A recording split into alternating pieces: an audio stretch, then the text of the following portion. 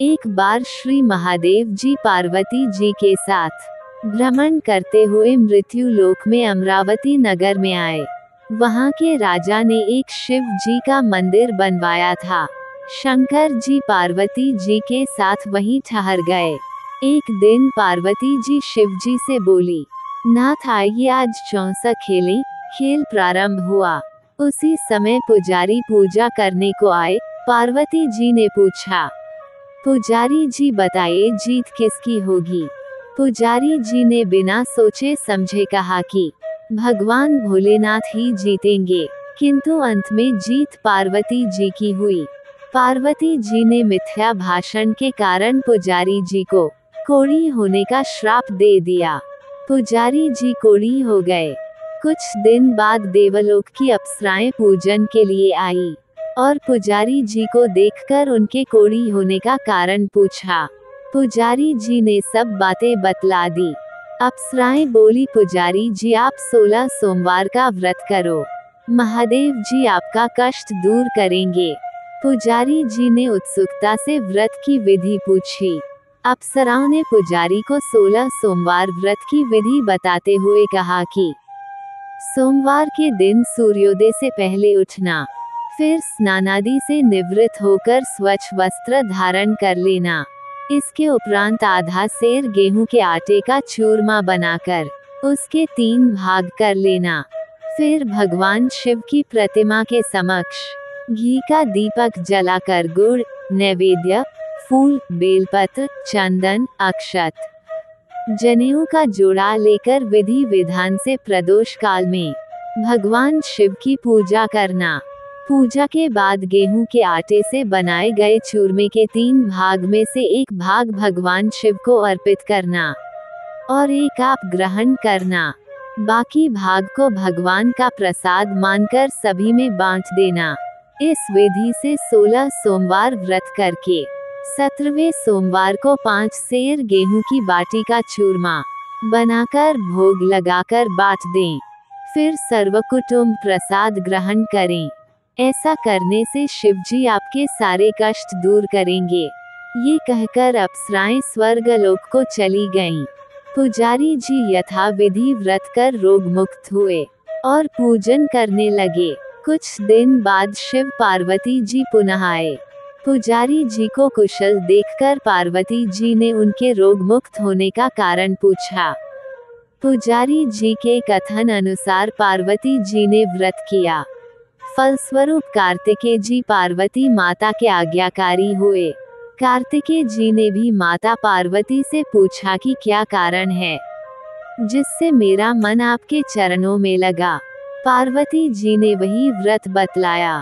कार्तिकेय जी ने भी व्रत किया। फलस्वरूप उनका बिछड़ा हुआ मित्र मिला। उसने भी कारण पूछा और बताने पर विवाह की इच्छा से यथाविधि व्रत किया।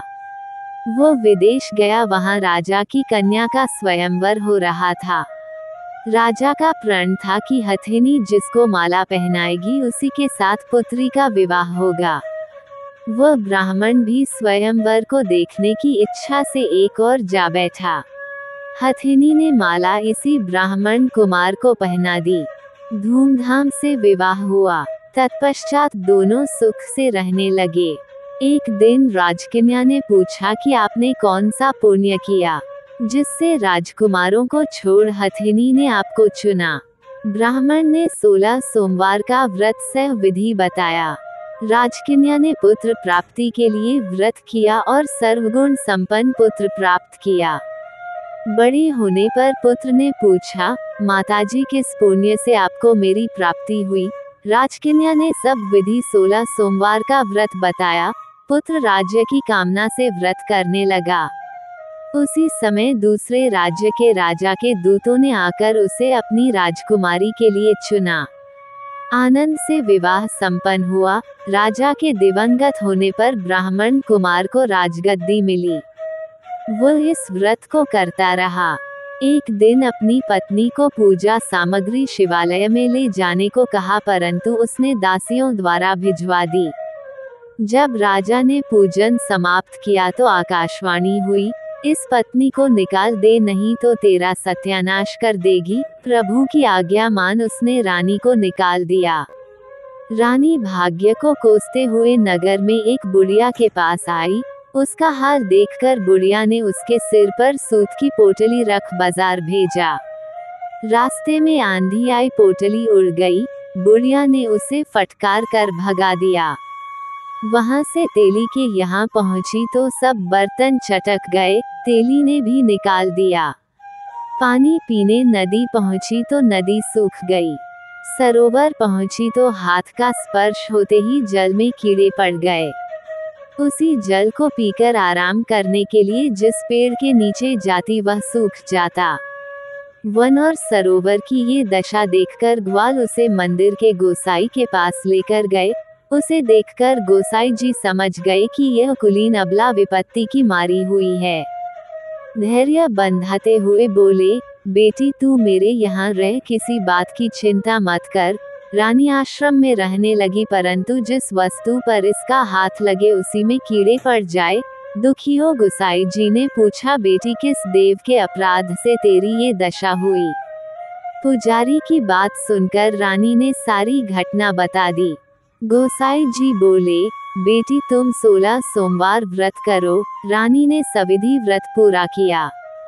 व्रत के प्रभाव से राजा को रानी की याद आई और दूतों को उसकी खोज करने भेजा। आश्रम में रानी को देखकर दूतों ने राजा को रानी का पता बताया। राजा ने जाकर गोसाई जी से